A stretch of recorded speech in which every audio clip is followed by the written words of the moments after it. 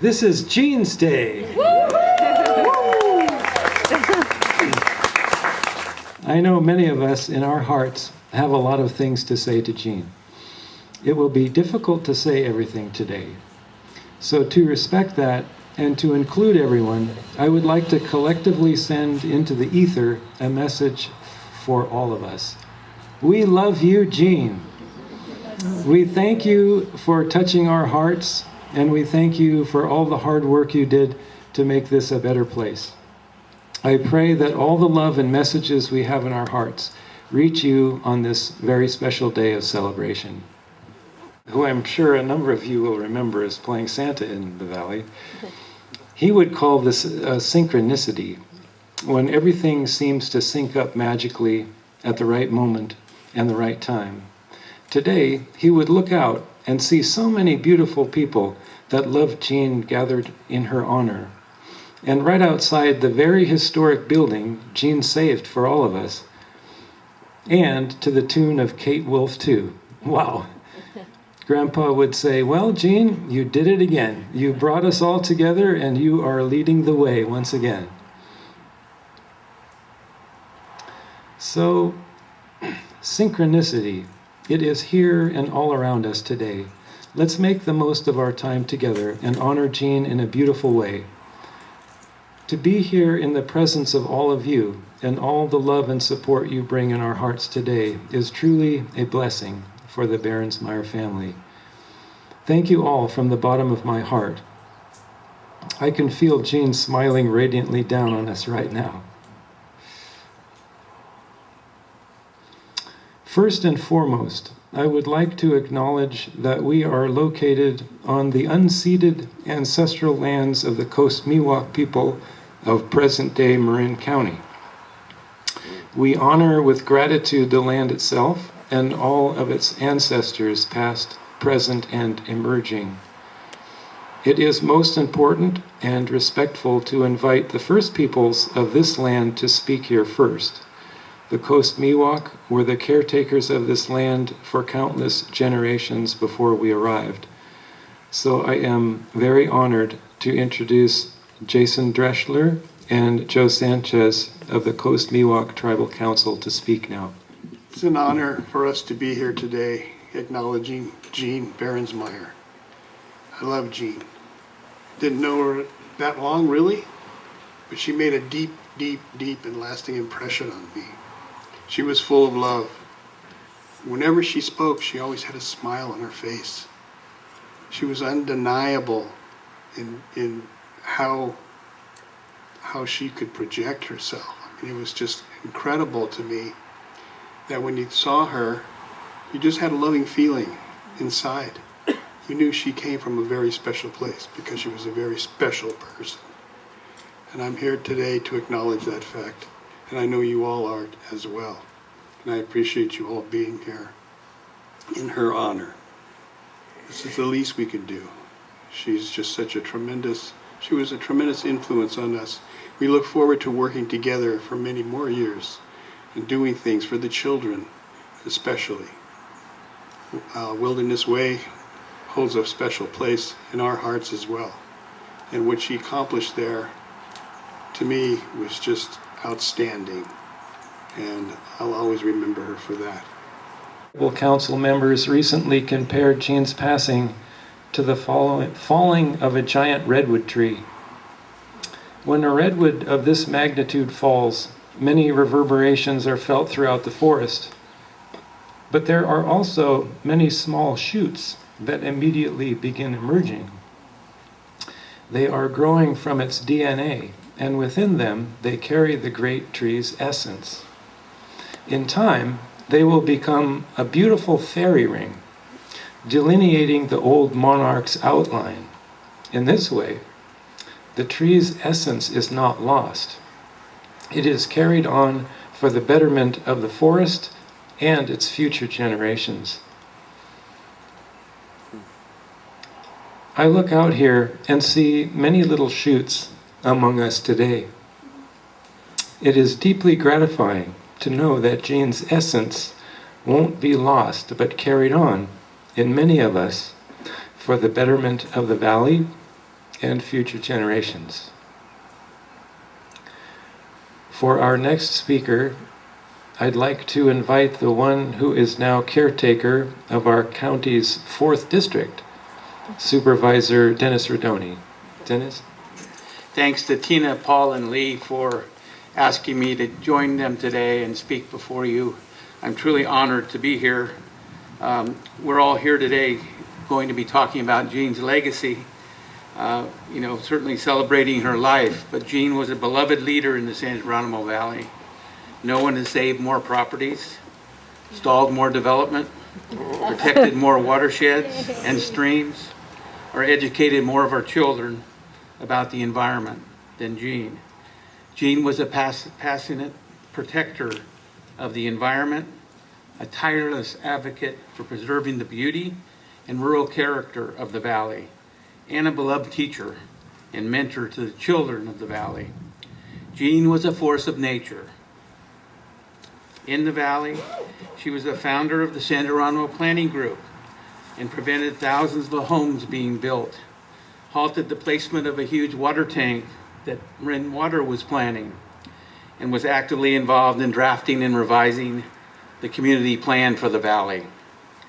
While she was always honest and open to saying no, she was willing to listen and work with everyone, as long as it preserved the valley and saved the valley. Jean was a wonderful storyteller, teacher, mentor, mother, wife, who moved to San Geronimo in the 1960s and never stopped working to protect its beauty and rural character. She embraced and learned from the coastal Mi'kmaq. And thank you, Jason, for that beautiful ceremony. And thank you, Joe. She embraced and learned from them, offering them a home at Wilderness Way and continuing to learn so that she could better prepare their message with her students. From Samuel P. Taylor Park to Roy's Redwoods to the Giacomini Open Space and the San Geronimo Creek, Jean's passion for this place she called home embodied her love for its history, its environment, and the people. Her love for art, the designing of the wishing poles, teaching the children about coho and other fisheries, and her love for the creeks of San Geronimo Valley were the substance of her life. I can't count the number of times she was at the Board of Supervisors meeting with the big red coho salmon with her. Her students made that, and she often took it to impress the public officials she was speaking to. My team, while I knew a lot about Jean, I really didn't meet her till about the summer of 2015. And in those years since, we've developed a wonderful rapport, often just visiting and chatting about our long histories in West Marin. Jean and I got blamed for many, many things over the past 7 years. But we really only worked on one project, saving the San Geronimo Commons, something I know Jean is smiling about today. Her last request to me was to protect more land from development in the San Geronimo Valley, and I'll do all I can to achieve that wish. Loving and protecting the valley is the best way to continue her legacy. I would like to find a suitable place, a trail, or something that we could name after Jean and honor her for her work and affection for this valley.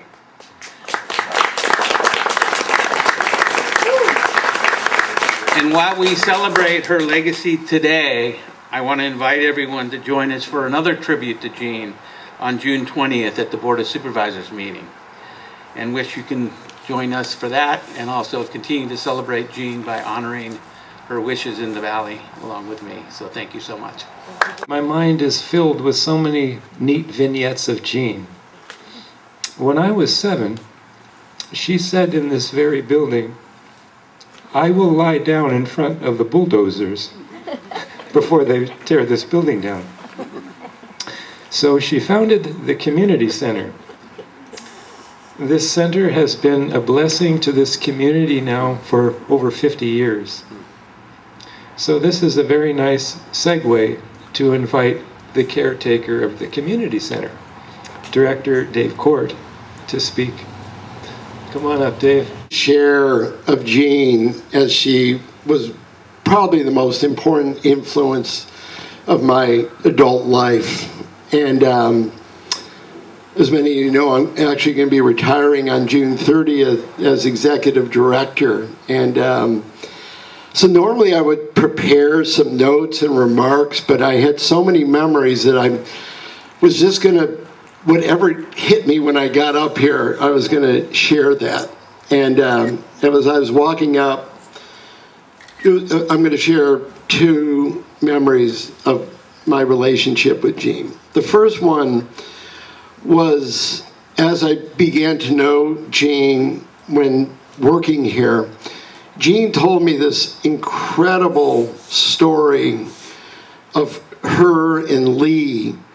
It was, I think, maybe a year after they graduated from San Francisco State. Is that right, Paul? Where they flew to Europe and rented a Vespa, was it a Vespa 90? Yeah. And the two of them, for 9 months, just rode all over Europe on that Vespa. And that had such a deep, deep impression of me. I might not totally have my facts right, but Paul can tell you.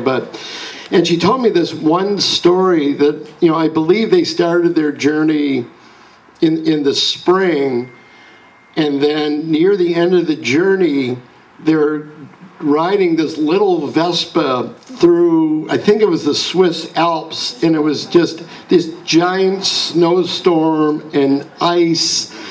And I just had this picture of Jean and Lee on this little teeny Vespa in this massive snowstorm. And so that's something that's really stuck with me. And as I saw Jean, doing all her really powerful work, and as we all know, she was never afraid to take a stand, and not a popular stand sometimes. She was such a battler and such a fighter, and I had a few of those moments myself with her. But I always thought about her and Lee on that little Vespa going through the Alps in this gigantic snowstorm. So that was the first memory. And I wasn't really prepared at all until like 4 minutes ago to share that. So I'm glad I kind of let the Spirit come to me. The second story I wanted to share was Richard Sloan was a big part of this story. I was encouraged by my wife Howie in July of 1991 to apply for a 13-hour job here. It was then called the San Geronimo Valley Cultural Center. And there was a little ad in the Point Reyes Light. And the job was 13 hours a week. And you had to be, the three qualifications were, one, you had to have a truck because you had to go to the food bank and pick the food up. Two, you had to be able to lift over 100 pounds. And three, you kind of had to get along with people a little bit, but they weren't as important as the truck and the lifting over 100 pounds. And but Howie encouraged me to apply, and I went to the interview in late July, and Richard was there, and Jean, and June Tolbert, another beloved person. I can't remember the other two people. And I interviewed, and 4 or 5 days later, Richard gave me a call and offered me the position. And I go, great, okay, I'll take it. And so then Jean called me and said, well, Dave, I'm leaving with Paul in about 2 days for 6 weeks. We're going to go to Europe together. And can you come over to my house and I'll tell you what to do because you're starting the job on Thursday. Well, then I remember, driving up West Ventura, Upper Alta, took that last little leap to the Berensmeier, their amazing home, going into their incredible home, which is completely like an art museum. And so I sit down with Jean, and I'm there for 7 hours. And I still have the notes from that day. I took 15 pages of notes, and it was everything like, what key opens what, all the little idiosyncrasies of this building that's going to be 100 years old in 2028. And just really, she laid out in 7 hours, like how to just do everything. And then, everything from taking out the trash and, all that stuff. And then she goes, "Okay, Dave, good luck. I'll see you in 6 weeks." And I go, "Oh, okay." And for those of you who've been to the Berensmeier house, you kind of turn in on Upper Alta, the steep driveway and all that. And I was parked right by the front door. Well, I was so overwhelmed after this 7 hours and these notes, I drove right off of the cliff down into the creek. And I just backed my truck up and I just couldn't, and I was like blown away. And then Jean walks out, she goes, "Oh my God." I'm like way down this hill, my truck's in this creek. And I think, okay, that's it. She's probably going to fire me on the spot. But she was just laughing her tail off, and she knew she had just like blown my mind. And she goes, "Don't worry, Dave, we'll just call a tow truck." And so we had to get this tow truck.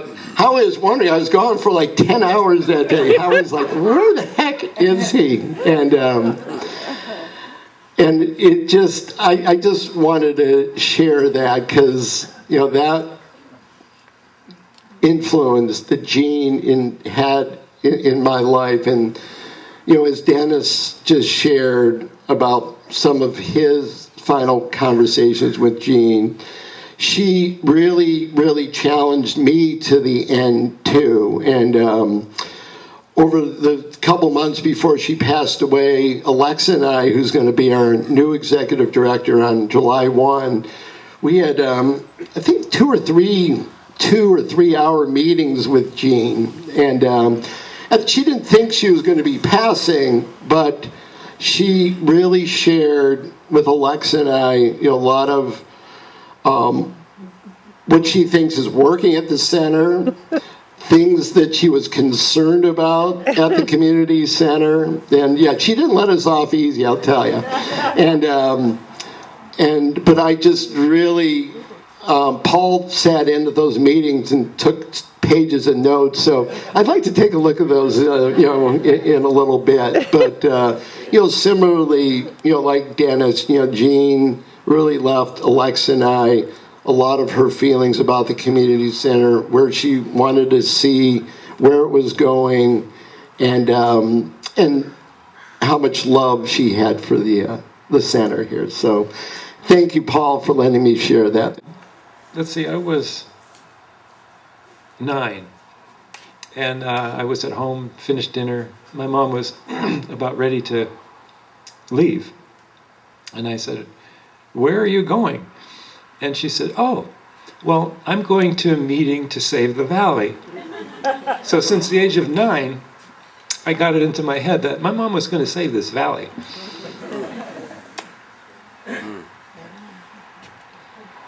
So this is a nice segue to invite Linda Novi of the Marin Conservation League to speak. MCL has been integral in preserving and protecting so many natural resources in Marin. A former president of MCL, Linda is now first vice president. She has done a lot of work with Jean over many years.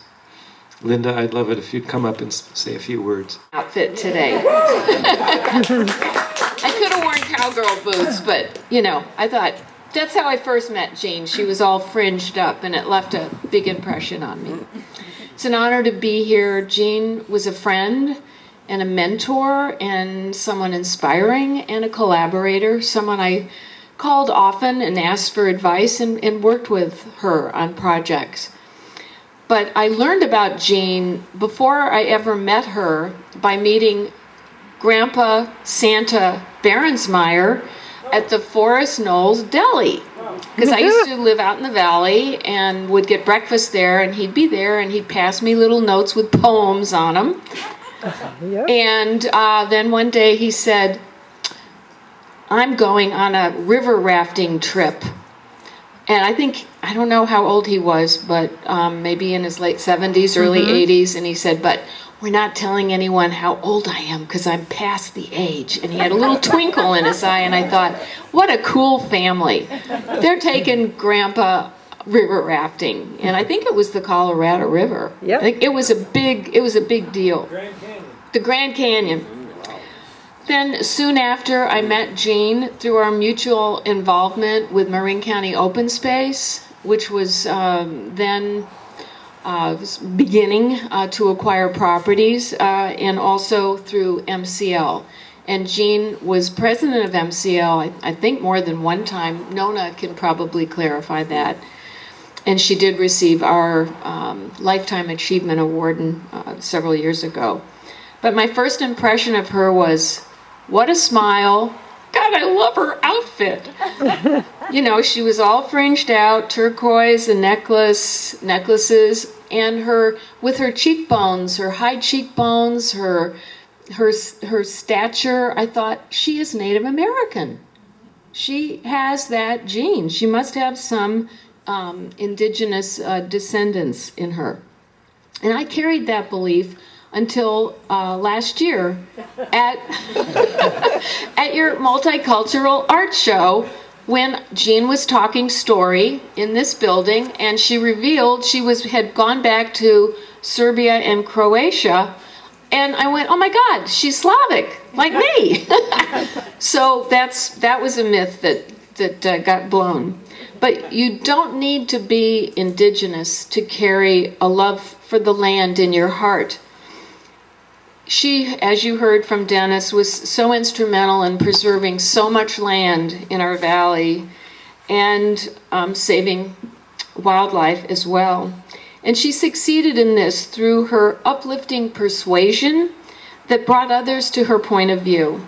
And she was the consummate storyteller, as Dennis said, and I got to witness that many a time. A former teacher of mine, Angelis Arians, a cross-cultural anthropologist, said, it's important for each person to have at least 3 good stories and 3 good poems that you can tell by heart. Well, Jean had about 1 million of them. And each story was better than the last one, and it was better the 3rd or 4th time around. I never got tired of hearing her stories. I remember in 2015 at an MCL Walk into History, which was in Roy's Redwoods, which Jean helped to save.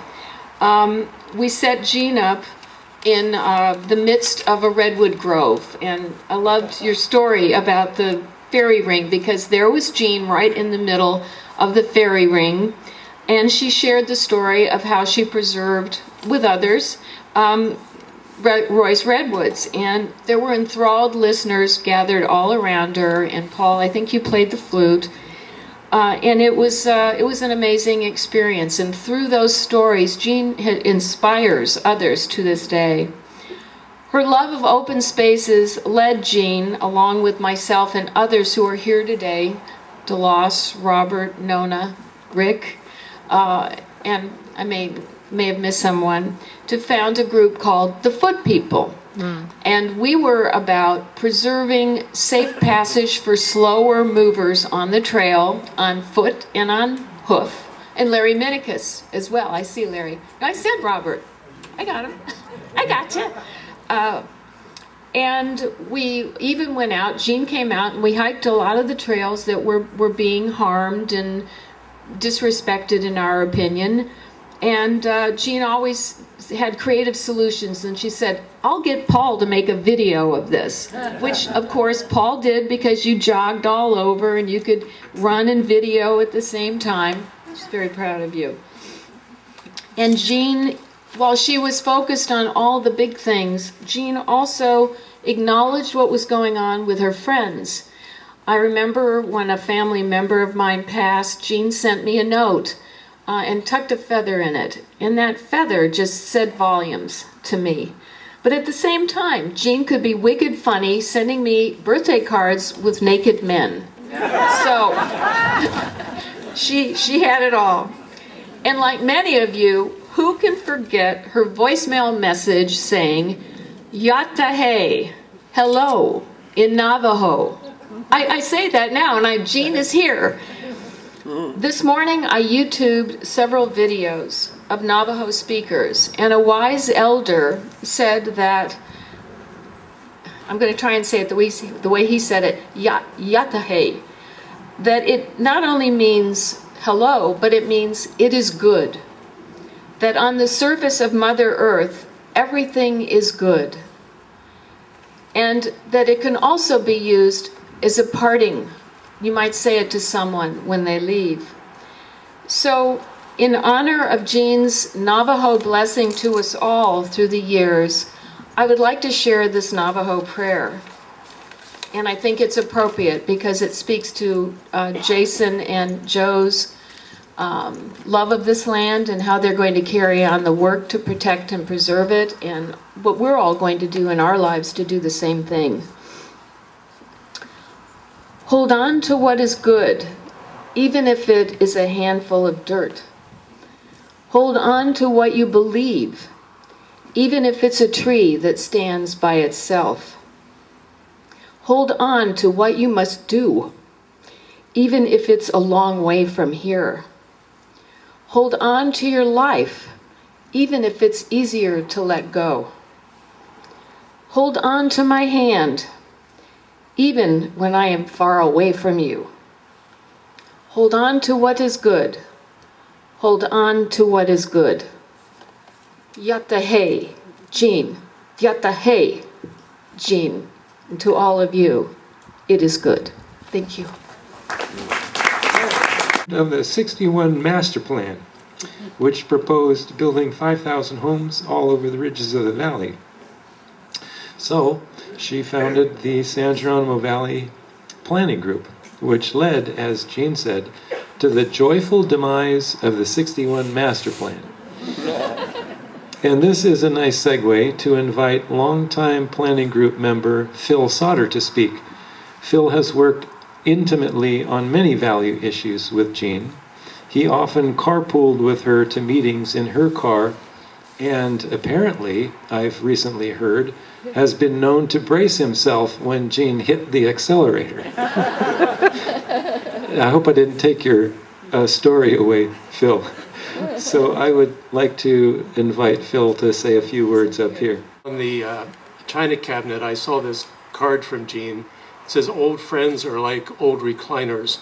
We're comfortable, a little worn, and we go way back." And, I have a ton of memories I could share with Jean, but I'd like to concentrate on three of them.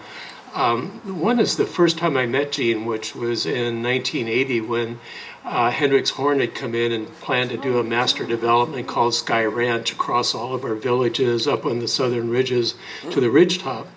And we figured, as part of our strategy, we better look at that land pretty closely and see if there were some alternatives. So I remember walking up there with Jean one day, and it was a wonderful afternoon. And at the end of that afternoon, I realized a few things. I learned a bunch of wildflowers. I learned the importance of community. I learned about the importance of a rural village character. These were things that it didn't occur to me. I was about 10 years out of business school, and I thought land was for developing, but Jean gave me a whole different perspective on what this land means and what this community means.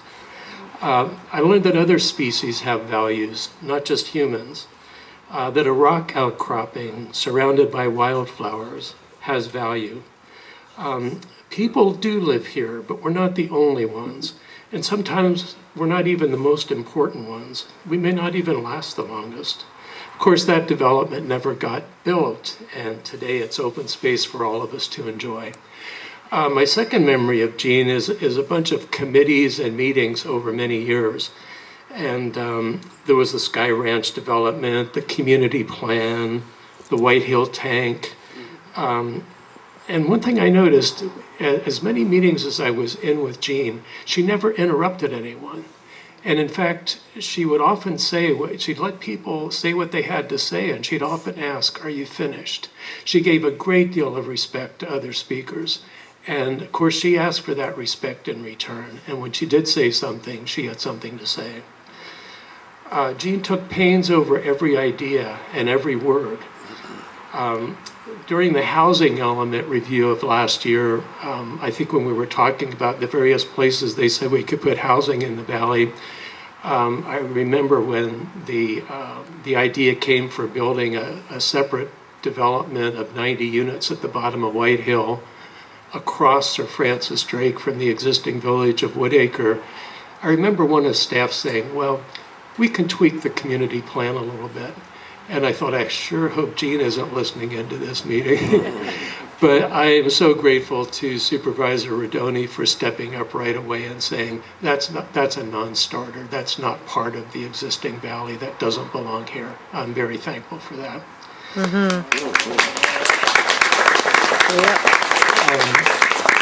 And my last memory of Jean was fairly recently over in the Wilderness Way building when the members of the Miwok Tribal Council came to give us a workshop and talk about what it was like to live in the valley when they were here.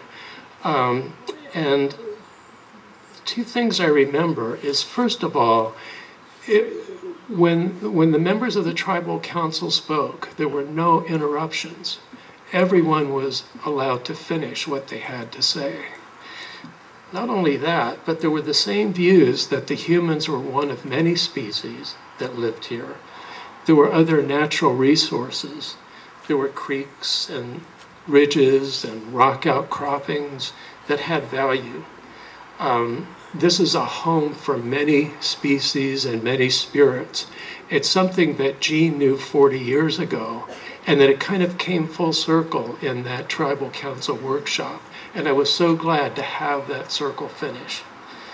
And I do recall Jean mentioning a possible heritage from the first people, but I thought, boy, those ideas, they really came around full circle. Jean had those ideas decades before they start appearing in our society today, these much valuable lessons. So I'd like to finish with one of the last cards I got from Jean. This was from Christmas of this year. It said, "Dearest Phil, today is our 10th day on Maui, 5 to go. A fabulous 90th birthday gift from Paul. Highlights: scary drive to Hana, boat trip, humpbacked whales, volcano tour, luau at fancy resort, beach walks, wheelchair hikes on paved pathways, and Lee and Tina doing artwork and sharing dinners." And she finished, "All is good, XO, Jean and Paul." And I really kind of, when I think of Jean from this point on, I'm going to remember those three words. And as I'm here today with you folks, I'm going to remember those words. All is good. I would like to read you Jean's favorite poem. It's titled "To Be of Use" by Marge Percy. See if you can recognize anything in it that might be like Jean. The people I love the best jump into work head first, without dallying in the shallows, and swim off with sure strokes, almost out of sight. They seem to become natives of that element, the black, sleek heads of seals, bouncing like half-submerged balls.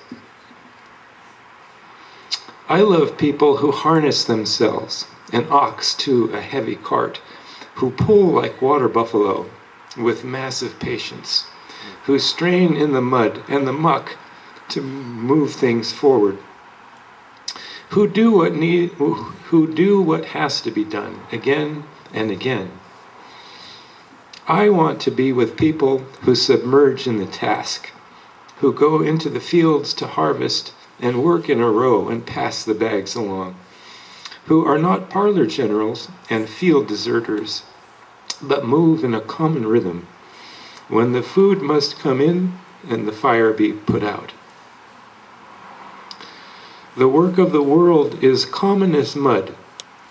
Botched, it smears the hands, crumbles to dust.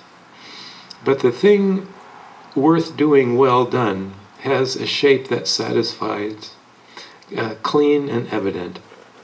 Greek amphoras for wine or oil, Hopi vases that held corn are put in museums, but you know they were made to be used. The pitcher cries for water to carry, and a person for work that is real.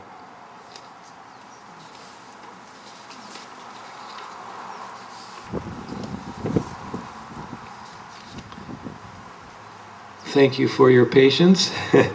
At this time, I would like to open the mic up for 30 minutes for anyone who would like to say a few words about Jean.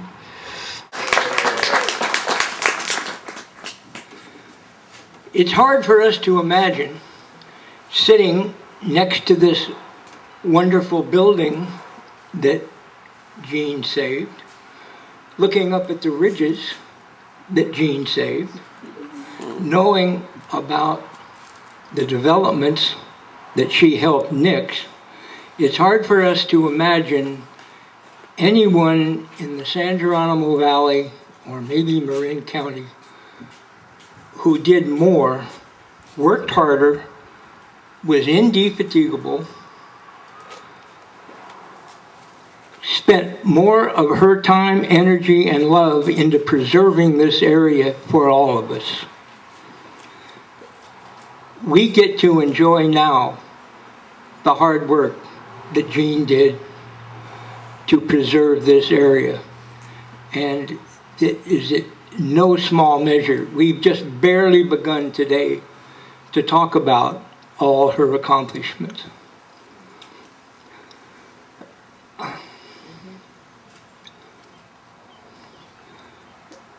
I met Jean almost 60 years ago, working on a political campaign. We worked on many political campaigns together. And when my wife met Jean, she said, "I want to be like Jean when I grow up."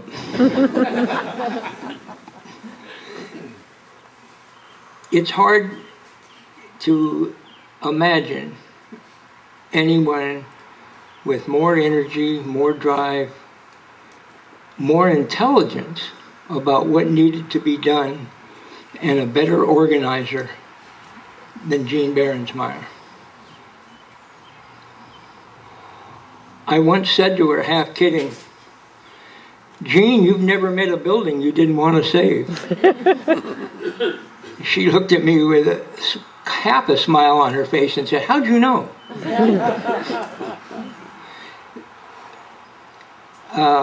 I'll leave some room for others to speak and get out of here, but this is an incredible afternoon recognizing we have lost such a giant and someone who was so important to all of us.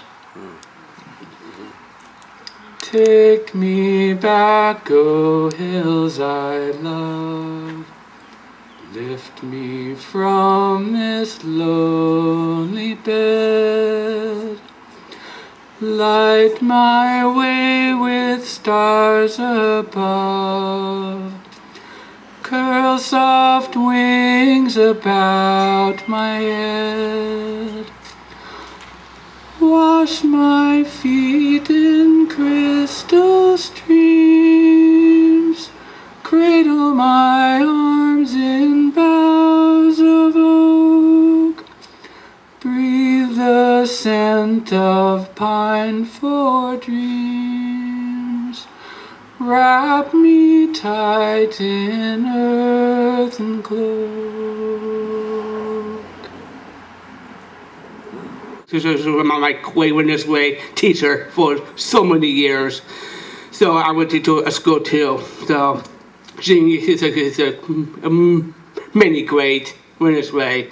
She remembers. I made the first, what was called Cocoa Salmon, the first polls. I just did with Jane and Paul at that time. So I know less. I'm sorry, I just got so many stories, and I know it's hard. I love Jane because she's an amazing. she did. She was in the doctor the Women's Hall of Fame last. I can't say it was last March. So Jean is a wonderful person to me. I love her, and I talked to her this way, Pokemon class. I was in the third or for the fourth or eighth grade. I know Lexa, she was there at that time. So we love you, Jane. I love you so much. Thank you for so many stories. I love you, Jane, so much. I'm always love you, Jane. Thank you. Bonnie. I taught at the school a long time, and so I was a new teacher. Well, I met Jean before that. My son was 2 years old, my daughter was 4, and we came to live in Lagunitas. And we came to a Christmas thing, and there was this woman walking around with fishnet tights in high heels, a red leotard, and a stocking cap, and I thought, who is that? And I want those legs. And Jean was always really proud of her legs, and over the years. And then I was lucky enough to be a teacher up on the upper campus, and I was a new teacher, and Jean was just getting interested in coming into the classroom, and I was having, anybody who wanted to come in and help in the classroom, So Paul is wearing some madrone beads, and that was one of the first things that we did together. And then Jean said, why don't we raise salmon in the classroom? And I said, what? And this was way before they had little refrigerators and, and the whole 9 yards where you could look at them and watch them. No, we had an aquarium. And she said, I know some people who will help us with that. Well, guess what? It was Leo Cronin and, his cronies. And so then we had this aquarium, and it had to have ice in it, ice around it to keep the salmon, And so they got the salmon somewhere, and because you had to get them in their home creek and the whole 9 yards, which I learned all about. Anyway, lo and behold, we raised salmon in the classroom, and I think that was probably one of the first times that ever happened. And, and then we just did salmon for the rest of the time, until, I retired, I think. But I'll just tell a story that I had some grown-up students working at my house, and one of them said that he and his friend went bicycle riding, and where they made the salmon crossing signs, and painted the salmon. This is when they were in middle school, because I moved up to middle school, and Jean moved up to middle school. And so they went by, one of them, and the guy said, that's my salmon, right there. And then they go riding around looking for the rest of them. So, the history in that she gave, to so many kids. And I just, like the stories, like my sixth graders, remember when we went and played games at Irving, and all of that. And then named the cabins, up there. So anyway, just on and on and on. I was in Portland when she died, and I was looking forward to coming for her celebrations, that the award she was going to getting. I was going to be back for those. And so it wasn't until I got back to the valley that it really hit me that she's in the spirit world. She'll just always, like when the breeze started going, when you were talking and there was a raven that flew over, and I just thought, yeah, no, she's not gone. She's here with all of us. Thank you. You may know me by the trail up at Roy's Redwoods. Yay! I first met Jean in 1974 as the first full-time employee of the Marin County Open Space District.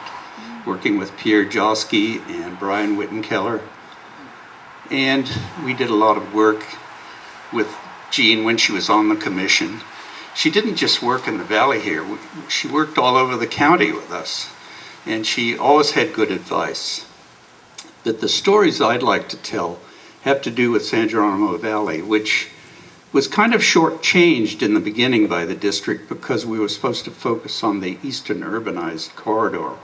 And Jean influenced us to, you've got to move out of that area and at least spend some of the money that the West County folks have put into the open space district.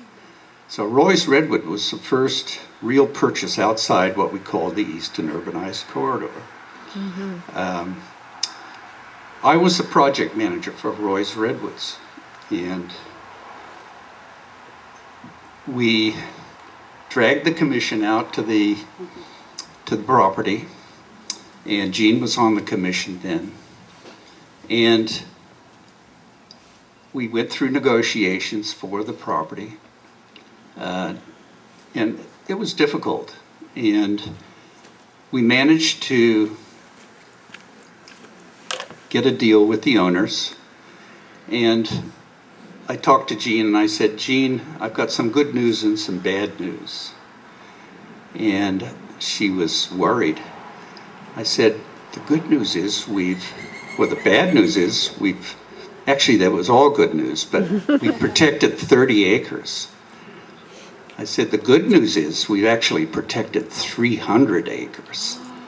And Jean always told that story. And she was influential in getting my name on that trail when I retired in 2008.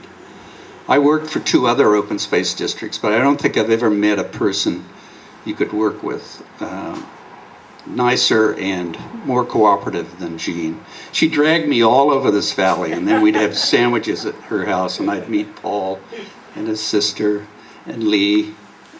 And she was a good friend. And really when I disappeared, I went down to the peninsula and met some other friends and worked for Mid-Peninsula Open Space District. And then I became the first general manager for Sonoma County Ag and Open Space District and retired from there. I'm now on the Marin Open Space Trust Board, and we're still working in the valley, which is nice to do. And I got to get back and meet Jean again at that time in 1999 until I retired. I didn't see her very often, but I got a Christmas card from her a couple of Christmases ago. And all it said was, David, when I think of you, I smile. It's the nicest thing for her to say. God bless you, Jean. When I first moved to the Valley in 1975, I heard about the planning group and I heard about Jean Berensmeier and all the people that were active. And I didn't go to any meetings, but I followed what they were doing. And then about 3 years after that, sometime in the late 70s, I went to a planning group meeting with a friend of mine. Came inside and sat down, and at that time I was self-assured and cocky and knew everything, but in actuality was insecure and didn't know that much. And I was sitting in the room, and there were displays up and placards and lots of people in the room. And this woman walked in, very focused, very directed, very bright eyes, just a dynamic in herself. Walked right in, talked to people, took a look at the placards. And I turned to my friend and I said, who's that? He said, that's Jean Berensmeier. I said, oh. And I understood. Up until 3 weeks ago, before I had a slight setback, my Sunday morning routine was to ride my mountain bike up to Woodacre Ridge. It's not an electric bike, it's a self-powered. And when I was up on Woodacre Meadow trying to catch my breath, I was looking around and thinking about Jean. And I knew I'd never see her again, and the sparkle in her eye and her smile and just her vivaciousness. But I looked to the east, and I looked at the open space that went all the way to White's Hill and down into down to the Brown Bridge. And I looked over at the White Hill open space, and I looked over at Flanders Ranch, and I realized there's 60-acre agricultural zoning and 20-acre agricultural zoning, and I looked at Thorner Ridge and knew that was open space. I looked to my left and I looked down the ridge and knew that I could ride my bike in open space all the way down to Lagunitas and the lake down there. And I just am so grateful. I mean, Jean will never be gone. She'll always be here. And anytime I want to know where she is, I know where she is. She's everywhere. So we're blessed. And I first came to San Geronimo Valley in 1966 because there was a boy in Forest Knolls that I liked, and I was going to school in Terra Linda. And I ended up marrying him. I had a child. She actually went to school here. But in 1978, after I traveled around a bit, I bought a home about 3 houses down from G, so I know exactly the ditch that Dave Court is talking about, because I still go up there and turn around. And in 1979, I got invited by some people involved in the Native American community to go to Jean Berensmeier's for this really wonderful Native American ceremony. And I was really enthralled because I didn't really know many people out here at that point. I'd only probably been here about 6-8 months. And I just knew that this lady Jean is really cool. I had no idea she was an environmentalist. I just knew that she did American Native ceremonies, and I got to be privileged to go to one. And obviously living on her street, I saw her go back and forth and stop and talk. And I travel a lot, and I go all over the world, and I've seen how places change so incredibly much. And whenever I come over White's Hill, I remember the first time I came over, there was a sign that said, "Coming soon, San Geronimo Valley High School." And guess what? It's not there. And I know that's because of Jean Berensmeier. Thank you. Jean, I'll try not to cry. I'm a crier. Jean had so much passion for protecting this valley. And I think most of us here share that with her.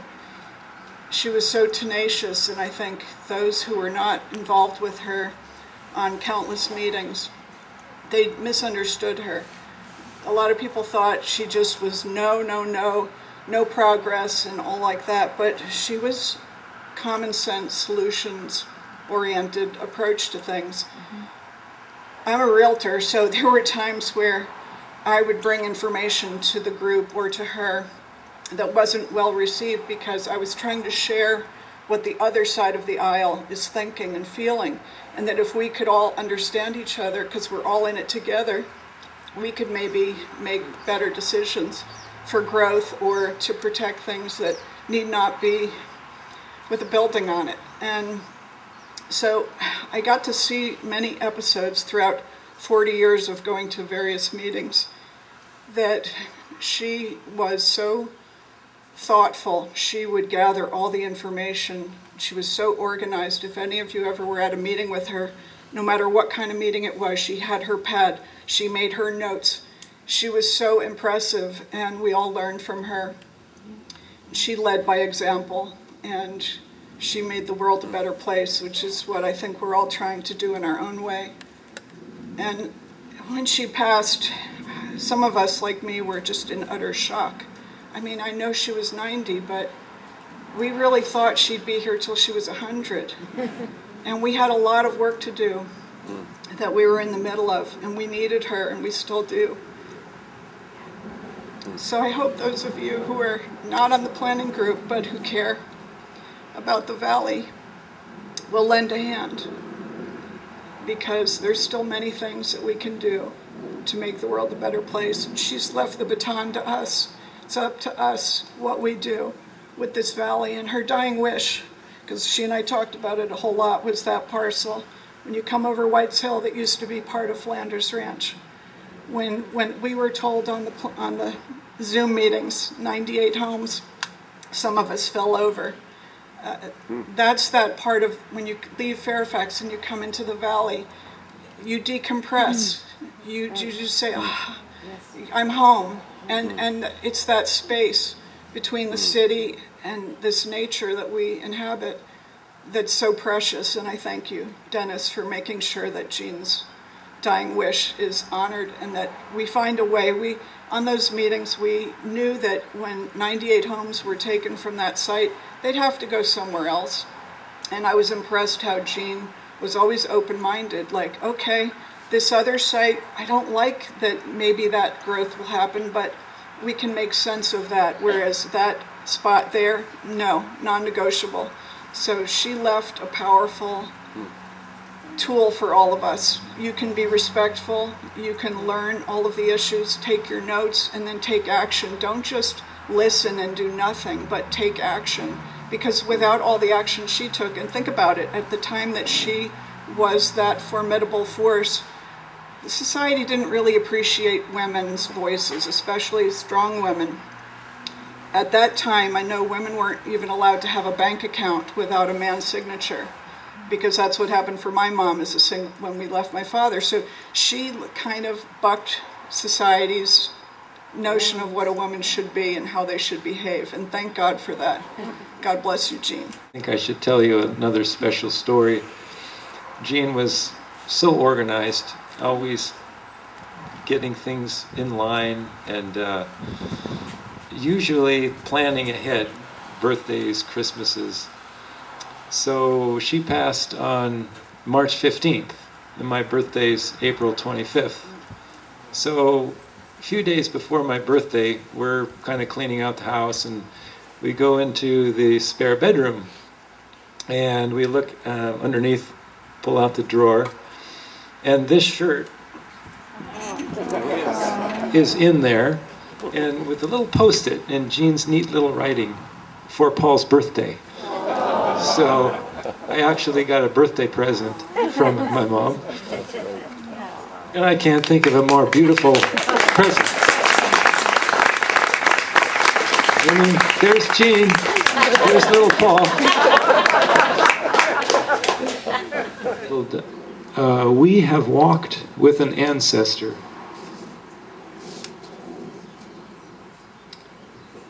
So, dark, night, coyote calls, first bird calls. She arises into the native time of prayer, out by the old oak where her boy found the obsidian arrowhead, up to the mountain spring. Sacred water nourishes her life, her spirit. But something stirs, stretches, spreads its wings. She becomes this presence, speaks. This is the last place. There is nowhere else to go. Flushed with purpose and strength, she sips the crystal clear water, and the salmon speak through it, and the trees. The salmon and the trees, they don't have a voice. Someone must speak for them. She turned, and from the mountain saw the valley filled with a sea of breathtaking white fog. A warmth spread over her heart and out into her whole being, and she said, I will be that voice. This is the last place. I will do everything in my power to protect this valley as long as I live. And she did. Yes, she did. And oh, what a journey along the way, touching so many hearts and spirits. What an opportunity we had, having walked with her, talked with her, laughed with her. What a gift now, in hindsight, that we had such a wonderful opportunity. We have walked with one who is now an ancestor of this land. And in the sharing, in this great, long process, many of us contributed in our own way, helping to create and maintain this beautiful place for ourselves, our children, and future generations. It is a wonderful time now for reflection, a time now to give thanks for the beautiful place we live in, and a time to thank Jane Berensmeier for all her countless hours of great preservation work and love for the San Geronimo Valley, and all the people fortunate enough to call this last place their home. Thank you, Jane.